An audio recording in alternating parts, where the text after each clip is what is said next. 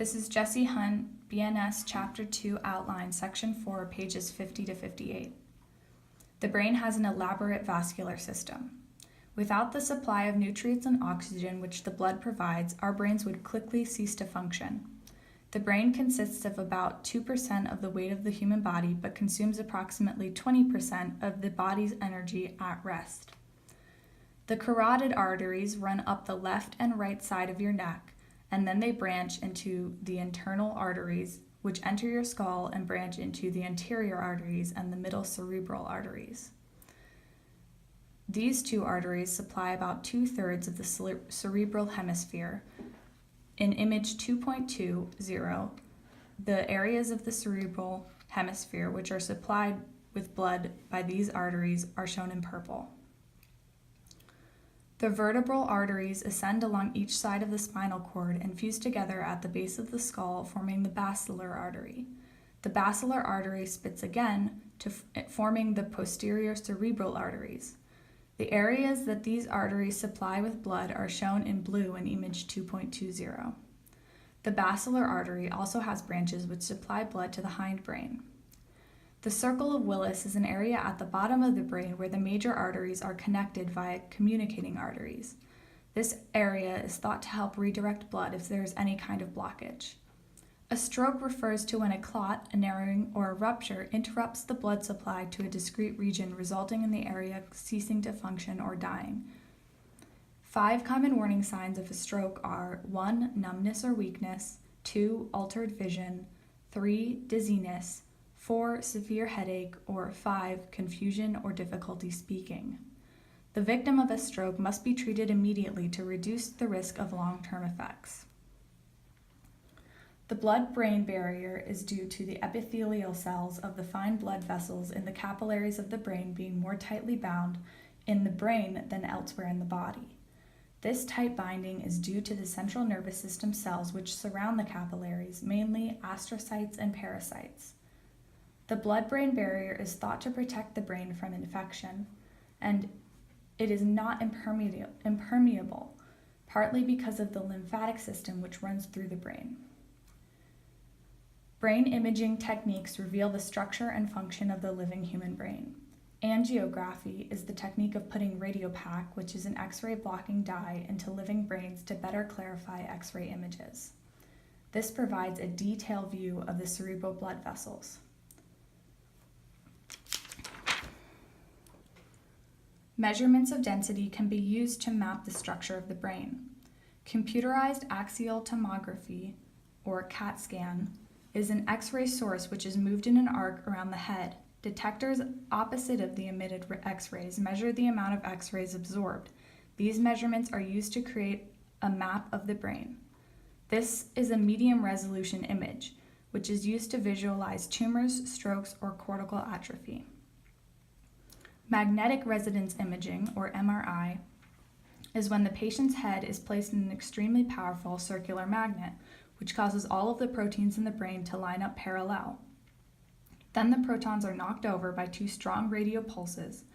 When the pulse is turned off, the protons relax back to their original state and in the process release radio waves. The density of these waves is measured.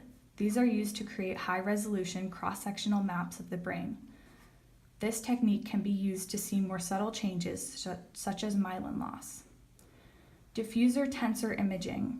This is a similar technology to MRIs. When the protons are relaxing inside of the axon, they can do so in a limited direction. If they are not inside an axon, they have more possible directions to relax back to. This is detected and the structural image of the axonal fibers is produced. Isotropy is when the protons affected by an MRI scanner magnet, which are somewhat in an unconfined volume, can diffuse in any direction. Fractional anisotropy is when the protons affected by an MRI scanner magnet, which are in a confined volume, such as an axon, can only relax in certain directions. DTI tractography is the mapping structural images of axonal fibers. This technique cannot visualize individual axons, but it can visualize many features of axons, such as the origin and orientation. Functional imaging techniques map regional brain activities during behaviors. Positron emission tomography, or PET scan, is when the purpose of obtaining the images of the brain activity rather than its structure. This is done by injecting radioactive chemicals in the bloodstream and detecting the path these chemicals take. Radioactive glucose is an effective way to metabolically map the brain. Functional MRI, or fMRI, uses the same technology as the MRI. It uses high-powered, rapidly oscillating magnetic field gradients to detect small changes in oxygen use, which indicates the metabolic activity. This data is used to create a detailed map of activity in the brain. Blood oxygen level dependence signal. This is the state of the hemoglobin in the blood, which is used to indirectly measure oxygen use in the fMRI. The fMRI reflects synaptic impulses rather than production of neural impulses, generally. Optical imaging. Optical imaging is when near-infrared light can penetrate through the skull and partially into the brain. The light is reflected back, and detectors pick up these reflections to look at brain activity. This is low cost and has a small requirement for equipment. Transcranial magnetic stimulation, or TMS, is when strong focal magnetic currents are used to briefly stimulate a part of an awake patient's brain. Regions stimulated and the resultant behavior are closely observed. Repetitive TMS, or RTMS, is when the focal magnetic stimulation is repeated several times rapidly. This produces a transient but measurable change in behavior. Magnetoencephalography, or MEG, is when the neurons in your brain are an electrical system. This means that they produce their own minuscule electrical fields. This technique uses a large array of SQUIDs, superconducting quantum interference devices, which are very sensitive detectors, to create a map in real time of your cortical activity.